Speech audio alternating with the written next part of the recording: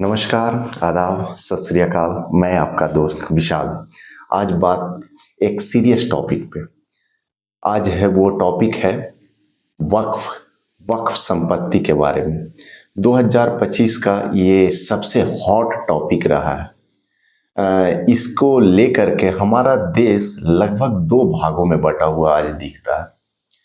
कुछ लोगों का कहना है कि वक्फ वक्फ संशोधन विधेयक जो हुआ है वो सही है। कुछ लोगों का कहना है कि गलत है। खैर, कोई भी चीज 100% तो सही होता नहीं है ना। उसमें कुछ ना कुछ खामियां तो कुछ ना कुछ अच्छाइयां भी होती है। ये तर्क वितर्क का, ये डिबेट का पार्ट है ना। तो इस टॉपिक पर यह वीडियो पूरा का पूरा समर्पित है।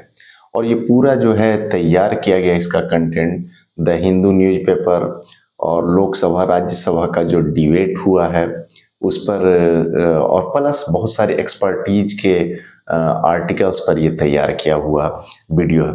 तो आप यकीन मानिए, ये वीडियो हालांकि लंबा होगा है ना, इस पर तो शॉर्ट वीडियो बन नहीं सकता है। तो ये लंबा वीडियो होगा थोड़ा, है ना, ऑलमोस्ट हाफ एन आवर, है ना। अगर आप इस वीडियो पर बने रहेंगे तो आपको वक्फ से रिलेटेड आपके पास एक अच्छा खासा रूपरेखा मौजूद होगा, जिसके आधार पर आप कहीं भी आप डिबेट कर सकते हैं, है ना। अपनी बातों को रख सकते हैं, समझ सकते हैं, समझा सकते हैं लोगों को। स्पष्ट है? तो चलिए इस वीडियो को देखा जाए। अगर आप स्टूडेंट हैं तो आपके लिए इसमें बहुत सारी जानकारी अवेलेबल होगा, क्योंकि ये हॉट टॉपिक रहा है 2025 का। और सामान्य नागरिक है तब तो और जानना ही चाहिए, है ना, कि ये आखिर क्या हो रहा है हमारे देश में, है ना, कितना सही कितना गलत। और आप सभी लोग अगर इस टॉपिक को सुन रहे हैं तो बुद्धिजीवी वर्ग से हैं, तो आप खुद आकलन कर पाएंगे। मेरा काम है कि इस टॉपिक से रिलेटेड जो भी तथ्य अभी तक आए हैं आपके सामने प्रस्तुत करना। स्पष्ट है? तो चलिए वीडियो को कंटिन्यू करते हैं। और हाँ, एक अपील और है कि देखिए, सामान्यतः हम लोग की ऐसी स्थिति होती है कि हम लोग किसी भी चीज़ का निर्णय लेने के लिए, कोई भी अगर टॉपिक होता है और उस पर निर्णय लेना होता है तो हम लोग कम्युनिटी वाइज्ड हो जाते हैं। यानी कहने का मतलब है, हम लोग अपनी धारणा पहले ही, है ना, उस टॉपिक से की जानकारी के पहले ही अपनी धारणा लगभग फिक्स कर लेते हैं कम्युनिटी के आधार पर। हम हमारे कम्युनिटी के अनुसार अगर वो सूटेबल है तो उसके पक्ष में बोलेंगे, अगर मेरे कम्युनिटी के खिलाफ है तो हम उसके विपक्ष में हो जाते हैं। लेकिन एक सही नागरिक वही है, एक सही इंसान वही है जो तटस्थ हो करके किसी भी मुद्दे की बारीकियों को समझते हैं और उसके बारे में अपनी स्पष्ट राय बना पाते हैं और लोगों के सामने प्रस्तुत भी करते हैं। स्पष्ट है? तो चलिए इस वीडियो को कंटिन्यू करते हैं, है ना। तो देखिएगा, इसमें हम लोग पहले इस वीडियो की रूपरेखा समझ लीजिए। ये लंबा टॉपिक है थोड़ा, तो ये ध्यान से पैशन से रख करके मतलब सुनिएगा। तो इसमें सबसे पहले हम लोग जानेंगे कि वक्फ क्या है या वक्फ संपत्ति क्या है। दूसरा चीज कि वक्फ बोर्ड क्या है। स्पष्ट है? तीसरा, केंद्रीय वक्फ परिषद क्या है, जिसको सेंट्रल वक्फ काउंसिल या CWC भी बोला जाता है। फिर जानेंगे हम लोग वक्फ ट्रिब्यूनल क्या है। और इसके बाद हम लोग एक और जानेंगे कि अभी तक के इससे रिलेटेड कानून क्या थे और नए संशोधन क्या हुए और विवाद क्या उठे। और लास्ट में, इस वीडियो के लास्ट में आपके पास एक क्वेश्चन रहेगा जो इसी वीडियो से रिलेटेड है। अगर उस क्वेश्चन का आप अगर जवाब सही सही दे देंगे तो आपको गिफ्ट भी मिलेगा। चलिए ठीक है, तो वीडियो को कंटिन्यू करते हैं। चलिए, लेकिन ये आपको फिर से मैं चेतावनी दे रहा हूँ, है ना, कि इस वीडियो को जरा ध्यान से सुनिएगा। तब जा करके अगर आप पूरा ध्यान से सुन पाएंगे, है ना, तो आपको एक स्पष्ट रूपरेखा आपके पास मौजूद होगा इस टॉपिक से रिलेटेड। फिर कोई कंफ्यूजन आपके पास नहीं रहेगा। चलिए कंटिन्यू करते हैं। तो सबसे पहला जो हम लोग के पास है, पहला जो टॉपिक कि वक्फ या वक्फ संपत्ति क्या है। है ना। तो वक्फ संपत्ति क्या है, इसको जरा देखा जाए तो देखिएगा, इस्लामिक कानून के अनुसार कोई भी व्यक्ति अल्लाह के नाम पर, अपने ईश्वर के नाम पर अपनी संपत्ति को अगर डोनेट कर देता है, और वो ऐसा डोनेशन होता है कि एक बार जो डोनेट कर दिए तो कर दिए, फिर उसको वापस नहीं ले सकते, तब उस तरह की संपत्ति को वक्फ या वक्फ संपत्ति बोला जाता है। और उससे जो अनुदान, उससे जो आय उपार्जित होती है ना, उसका उपयोग सामाजिक उत्थान, कम्युनिटी के शिक्षा के लिए, हेल्थ के लिए और तरह तरह के कामों में यूज होता है ना। तो ये होता है वक्फ संपत्ति। अब जरा सा देखिएगा, हाँ, और एक चीज और, जो जो डोनर है ना, जो अपनी संपत्ति अल्लाह के नाम पर दे देता है, उस डोनर को वाकिफ बोला जाता है। स्पष्ट है।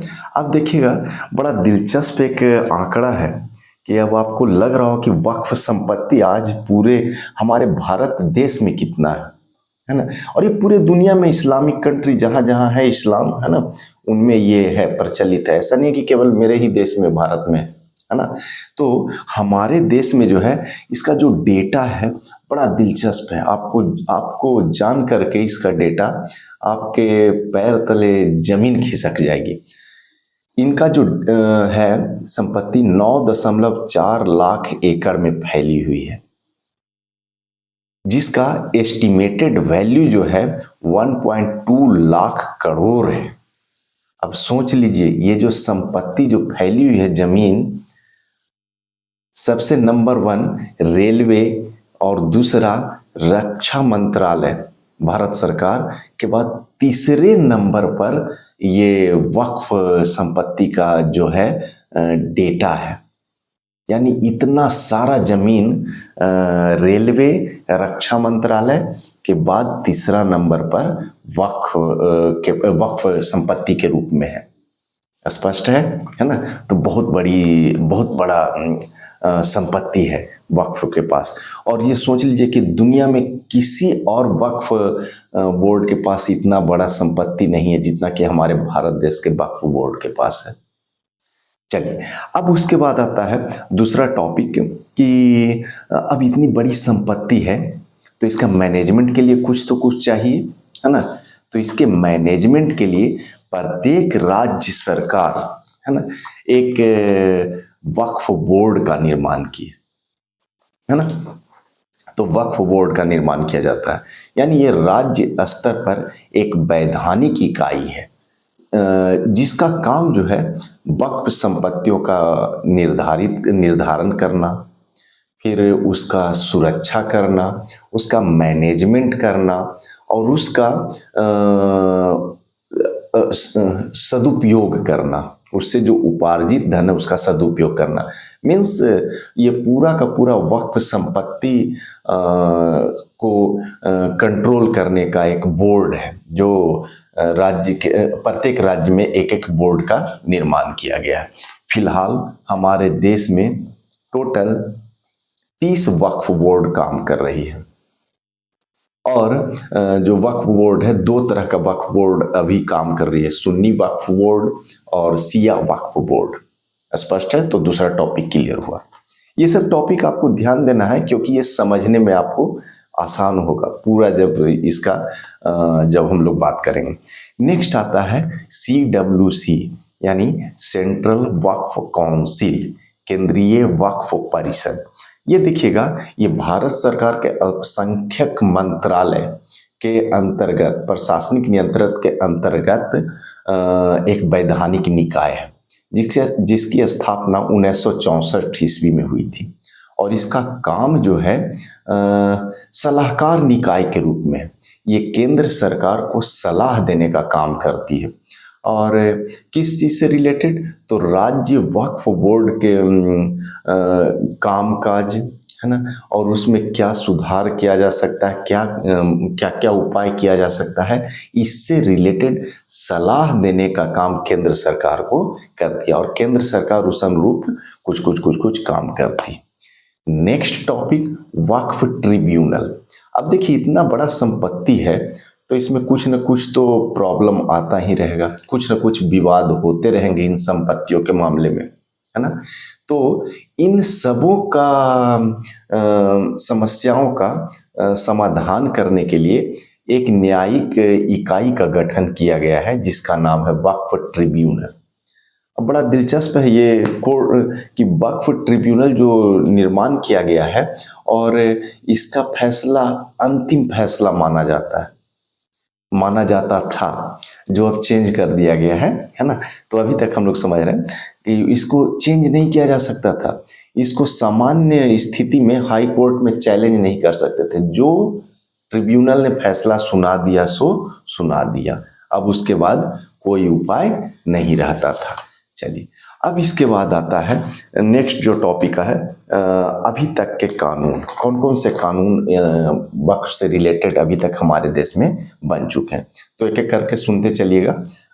सबसे पहले मुसलमान वक्फ वैलिडेटिंग एक्ट 1913 ईस्वी, उसके बाद बना था मुसलमान वक्फ एक्ट 1923, फिर बना था वक्फ एक्ट 1954 और फिर वक्फ एक्ट 1995।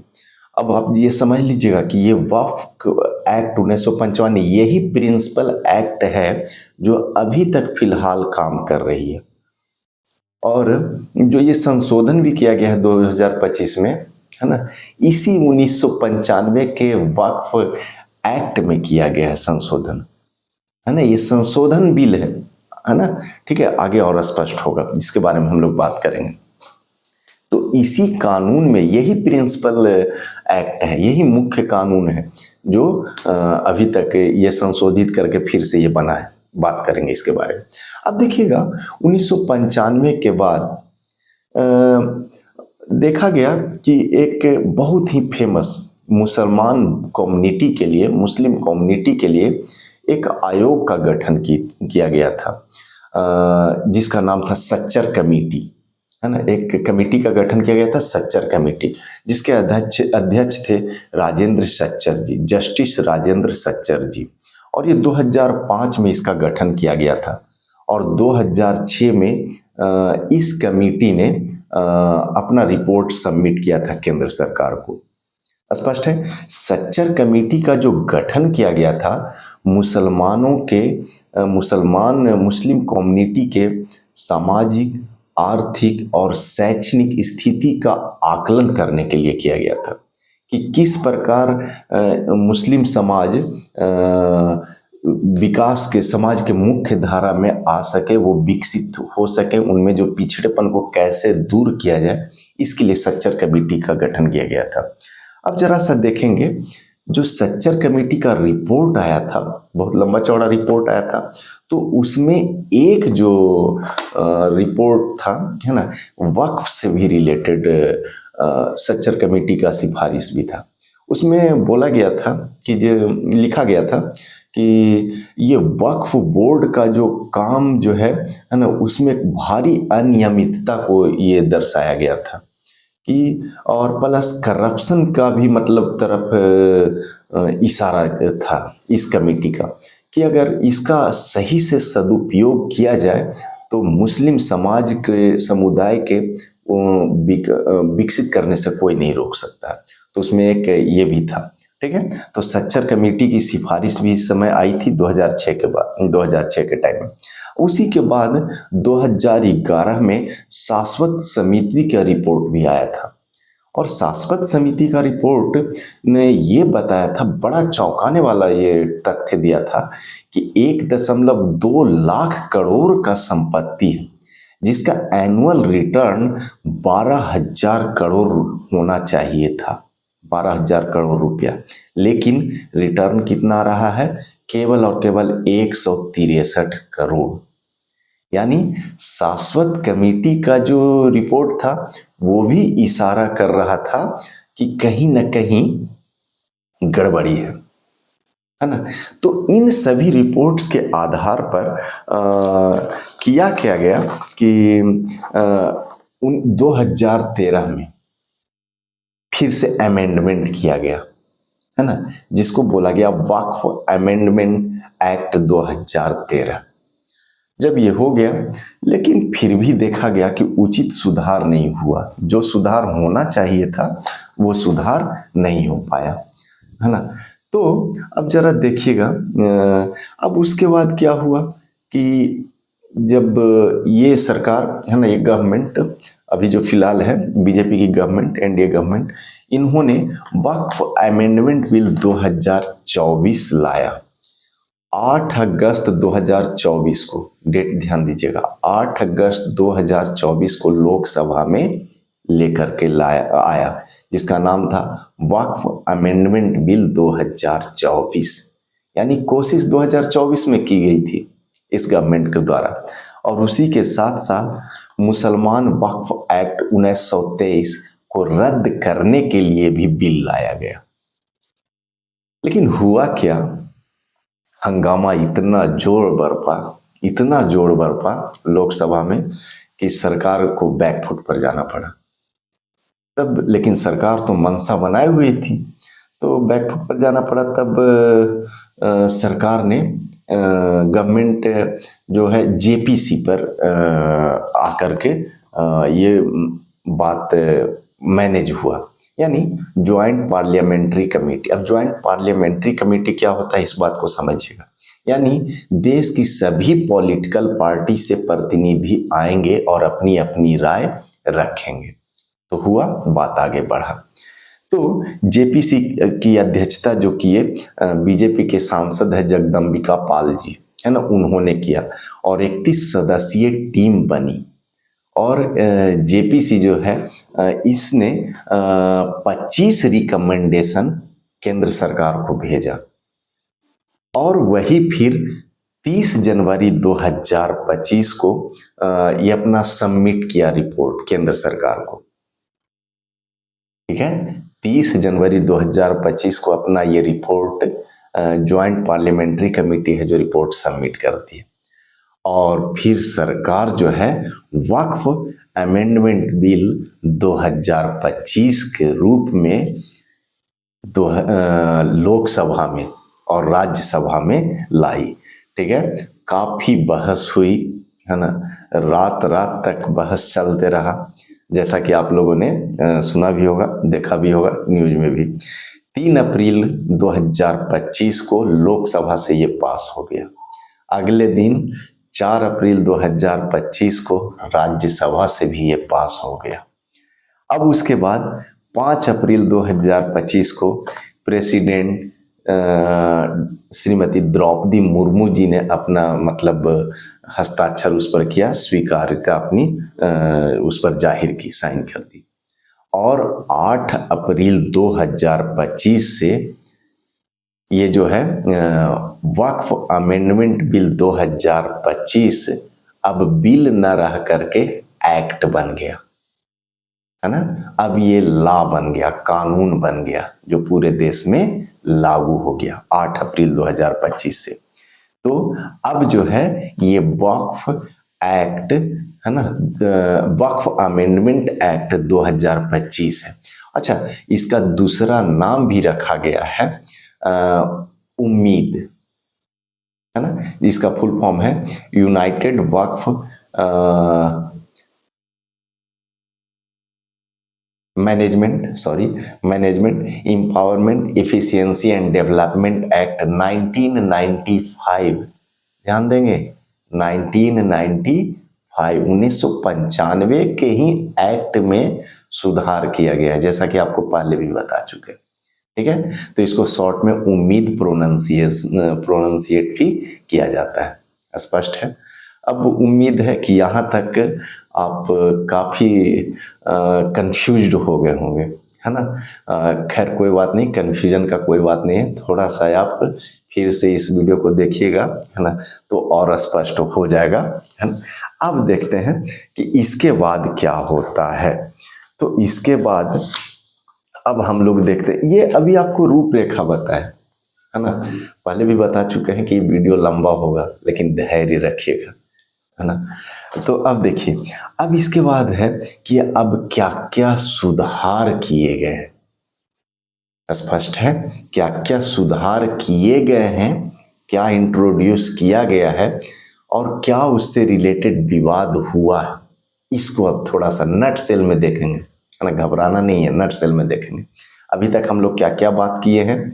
सबसे पहले बात किए हैं कि वक्फ क्या है या वक्फ संपत्ति क्या है। उसके बाद देखें कि इसको संभालने वाला जो है वक्फ बोर्ड क्या होता है। फिर तीसरा बात देखें CWC यानी सेंट्रल वक्फ काउंसिल, यानी केंद्र के स्तर पर जो वक्फ बोर्ड, राज्य के वक्फ बोर्ड है, उसको कौन रेगुलेट करने का काम जो करता है ना, CWC हम लोग देखें। फिर उसके बाद देखें कि इससे रिलेटेड कोई भी विवाद होता है तो उसके निपटारा के लिए एक ट्रिब्यूनल बनाया गया है, स्पष्ट है, जिसको बोला जाता है वक्फ ट्रिब्यूनल। इतना ही तो हम लोग अभी बात किए हैं, है ना। 4 पॉइंट बात किए, तो कंफ्यूज नहीं होना। और 5वां जो पॉइंट बात किए थे, अभी तक के क्या क्या कानून बने हैं, है ना, इसी कानून के बारे में बात किए। उसमें से सच्चर कमेटी का रिपोर्ट के बारे में भी जिक्र किए, फिर शाश्वत कमेटी के रिपोर्ट के बारे में भी बात हुआ, स्पष्ट है। चलिए, तो अब देखते हैं संशोधन क्या क्या हुआ है, और जिसके बारे में, है ना, बहुत सा हंगामा बरपा हुआ है, सब जगह तरह तरह की चर्चाएं हो रही। तो अब जरा सा ध्यान से सुनिएगा, ये मेन चीज है आपका, है ना, ये आपके काम के लिए है जब आप बहस कर पाएंगे, स्पष्ट है। चलिए कंटिन्यू करते हैं। सबसे पहला जो संशोधन किया गया है कि अब जो है वही व्यक्ति वक्फ के रूप में अपनी संपत्ति को दान दे सकता है जिसके पास उसका डीड हो, उस संपत्ति का वो मालिक हो, है ना, जिसके पास उसके पास दस्तावेज हो। ऐसा नहीं कि कोई, पहले क्या होता था कि कोई संपत्ति हम हथियाए हुए हैं, है ना, और वो उसको हम दान में दे देते थे वक्फ के रूप में। ये अब मना कर दिया गया कि नहीं, है ना, ये नहीं होना है।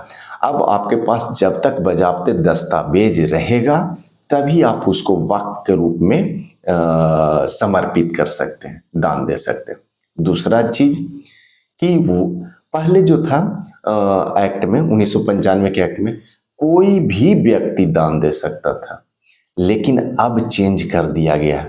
अब बोला गया है कि केवल और केवल वही व्यक्ति वक्फ के रूप में डोनेट कर सकता है जो कम से कम 5 साल से इस्लाम धर्म का प्रैक्टिस कर रहा हो, स्पष्ट है। यहां पर एक लगाया गया, चेक लगाया गया कि कम से कम वो 5 साल, है ना, से वो इस्लाम धर्म का पालन कर रहा है।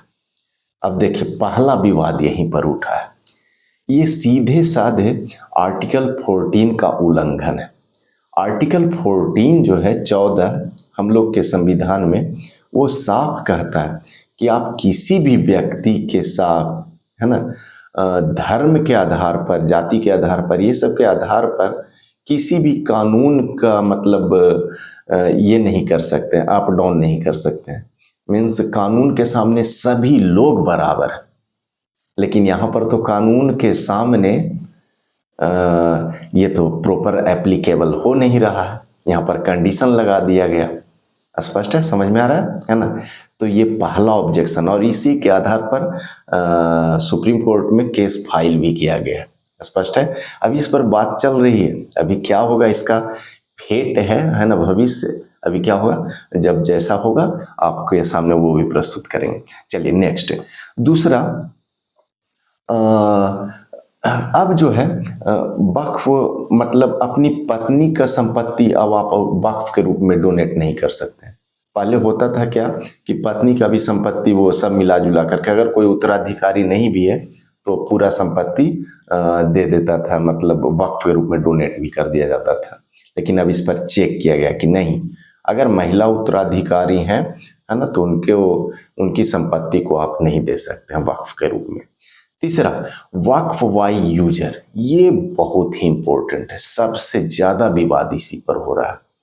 वक्फ वाई यूजर, ये वक्फ वाई यूजर क्या है, इसको जरा सा आप समझिए, बड़ा दिलचस्प मामला है और यही सभी समस्याओं का ऑलमोस्ट जड़ बना है। एक्चुअली हुआ क्या है कि वक्फ बाय यूजर के अंतर्गत अगर कोई भी जमीन है, कोई भी संपत्ति है, अगर उस पर परंपरागत रूप से कोई धार्मिक कार्य हो रहा है इस्लाम का, या कोई मदरसा वगैरह चल रहा है, कुछ हो रहा है इस तरह से रिलेटेड, क्लियर है, तब वो जो जमीन है वो ऑटोमेटिकली वक्फ के रूप में चिन्हित हो जाती है, वो वक्फ के रूप में परिणत हो जाती है। उसके लिए कोई डीड का जरूरत ही नहीं है ना, कोई दस्तावेज का जरूरत नहीं। यानी उपयोग के आधार पर किसी भी संपत्ति को वक्फ के रूप में मान लिया गया। अब ये बहुत बड़ा समस्या है, बड़ा समस्या। आप देखिएगा, कुछ आपको समस्या आपके सामने रखता हूं। जैसे तमिलनाडु में ये मामला आया कि अपनी बेटी की शादी के लिए एक किसान है जो अपना जमीन बेचना चाहा, पुश्तैनी जमीन। उस गांव का नाम है थिरुचेंतुरथी, नाम कंफ्यूजन वाला है, ठीक है, खैर कोई बात नहीं, एक गांव का नाम आप समझ लीजिए। तब जब ये बेचने गया तो पता चला कि उस पर वक्फ बोर्ड का क्लेम था, ये अपना बेच नहीं पाया, कोर्ट में केस चला गया, पड़ा हुआ है ना, कोई बात नहीं। दूसरा आया बिहार के गोविंदपुर गांव का। तो बिहार के गोविंदपुर गांव का ये पता चला कि ये पूरा का पूरा गांव का जमीन ही बिहार सुन्नी बोर्ड का क्लेम था, उस पूरे जमीन पर, पूरे गांव के ही जमीन पर। अब इसके चलते ये अभी भी पटना हाई कोर्ट में एक केस पेंडिंग पड़ा हुआ है ना। अब क्योंकि कानून है देश का कि जो एक बार वक्फ हो गया है ना, वो हो गया, उसके आगे कोई भी काम, कोई भी दलील नहीं सुनवाई पड़ा, तो वो चला गया, वो शांत पड़ा हुआ है ना। तीसरा जो मामला है केरला का, तो केरला में क्या हुआ है, 600 क्रिश्चियन फैमिली ने अर्नाकुलम डिस्ट्रिक्ट के, है ना, वो अपनी खानदानी जमीन को भी नहीं बेच पा रहे थे। वही है वहाँ का केरला का जो वक्फ बोर्ड है, उस पर पूरा का पूरा जमीन पर क्लेम किए हुए, क्लियर है। और ये बड़ा दिलचस्प है, ये केरला वाले जो हैं 600 क्रिश्चियन फैमिली, इन्होंने जेपीसी, जब जगदम्बिका पाल जी के नेतृत्व में जेपीसी बना था, तो उनके पास ये अपील भी किए थे, है ना, तो ये अपील भी आया था। फिर है कर्नाटका में उसी तरह का कि 15,000 एकड़ जमीन का मामला है जो अभी पेचीदा फंसा हुआ। तो ये जो है वक्फ बाय यूजर, अब इसको हटा दिया गया है ना, अब इसको हटा दिया गया, बोला गया कि नहीं, वक्फ बाय यूजर नहीं, उसका प्रॉपर दस्तावेज चाहिए, प्रॉपर दस्तावेज चाहिए, तभी जाकर के उसको वक्फ माना जाएगा। अगर आपके पास डीड नहीं है ना, तो उसे वक्फ से मुक्त कर दिया जाए। जैसे आप समझिए कि ये कर दिया गया मैंडेटरी कि जैसे ही एक्ट पास हुआ है, उसके 6 महीना के अंदर वक्फ की जितनी संपत्ति है पोर्टल पर, है ना, पूरा डिटेल के साथ अपलोड करना है, पूरे डिटेल के साथ अपलोड कर देना कि ये संपत्ति का ये दस्तावेज है, ये दस्तावेज है। यानी अब उसका जो वक्फ की संपत्ति है, उस पर उसका दस्तावेजीकरण, उसका मतलब वैध है कि नहीं है, इसका अब चल पड़ा है ना, इसमें अमेंडमेंट किया गया है।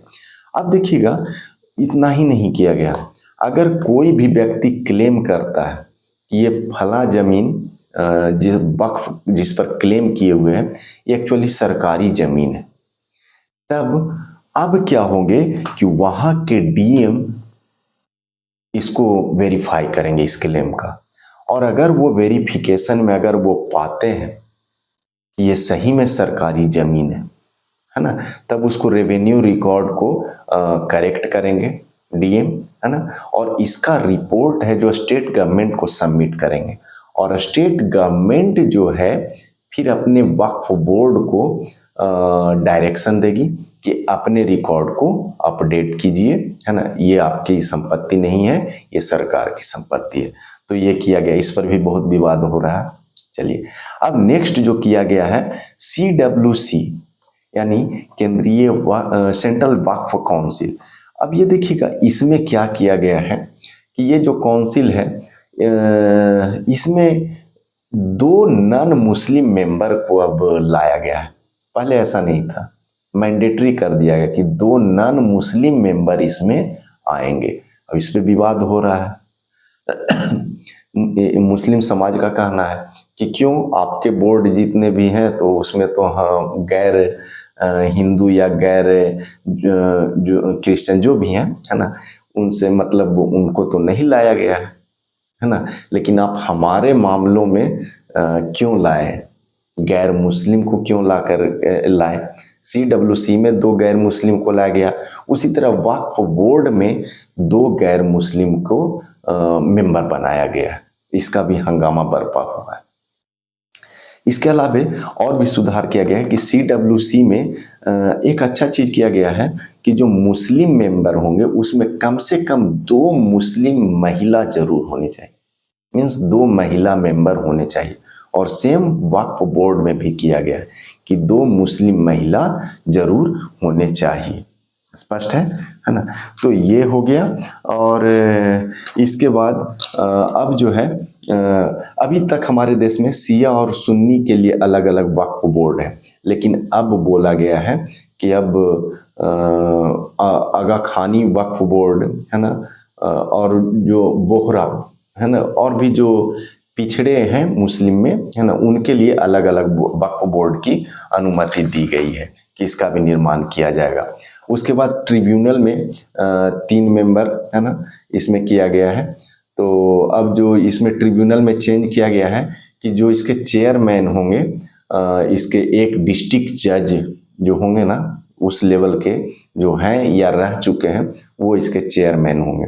अच्छा, ट्रिब्यूनल का पहले का फैसला जो अभी बताया था कि वो अंतिम माना जाता था, ट्रिब्यूनल ने जो कह दिया सो कह दिया। लेकिन अब क्या हो गया है कि कोई भी व्यक्ति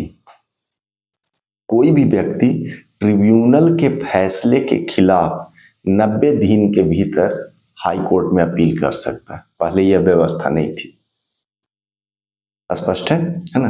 तो 90 दिन के भीतर कोई भी अगर असंतुष्ट है ट्रिब्यूनल के फैसले से तो वो अपील कर सकते हैं। तो ये कुल मिला करके वक्फ से रिलेटेड आपके सामने एक पूरी की पूरी मतलब रूपरेखा सामान्य शब्दों में आप लोग के सामने रखे हैं। इसको अगर कहीं फिर से देखिएगा वीडियो है ना, थोड़ा मैं मानता हूँ कि ये पेचीदा टॉपिक है, इतना आसान टॉपिक है नहीं, तो इसको जरा सा आप देखेंगे। इसके बाद आशा करता हूँ कि आप लोग थोड़ा ऐसे आप लोग खुद नॉलेजेबल व्यक्ति हैं, लेकिन आशा करते हैं कि ये वीडियो आपको और भी इस टॉपिक पर, इस कॉम्प्लेक्स टॉपिक को समझने में और मदद करेगा, है ना। ठीक है। तो अच्छा, और एक क्वेश्चन के लिए भी बोले थे, तो ये क्वेश्चन आप लोग के लिए ये है कि आप बताइए कि अभी हमारे देश में टोटल कितने वक्फ बोर्ड काम कर रहे हैं। स्पष्ट है। चलिए, तो इसका जवाब आप कमेंट में बताइएगा। ठीक है। Thank you, bye bye.